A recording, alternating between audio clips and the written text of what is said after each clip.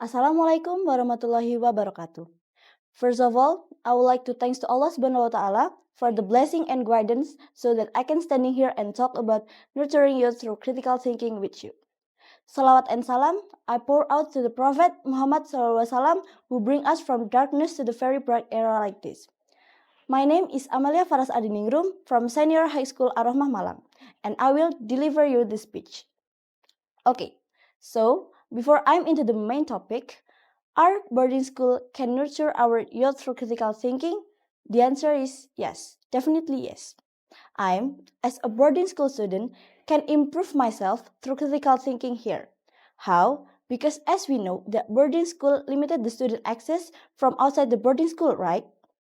Let me tell you, critical thinking is related to interact and communicate with people. In boarding school, your interaction with people is very, very important, and that can be your foothold for your future. Furthermore, the problem I have on boarding school is more complex, so I can use my critical thinking here. Now, I'm going to the main topic. So, how can we nurture our youth through critical thinking? First, it's important to remember that critical thinking is not just criticizing. We can think of critical thinking as active thinking in which we evaluate and analyze information in order to determine the best course of action.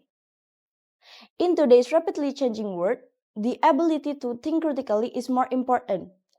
Actually, we have two keys to nurture our youth through critical thinking. It is create and write. Create and write something can improve ourselves and change some things we didn't know into something that finally we know. For instance, we can create some work. It can be decorative work, work of art, and others that can have a value on people's life. Realize that now is a digital era, we also can create an application for helping people that have not enough capability for doing something. So many things you can make if you can think critically. The second key is write. You can write your arguments of some viral things, but remember, you must write it with nice or kindly words and keep it nice to other people, because something written can influence so many people. It is good if your writing can influence people in a good way.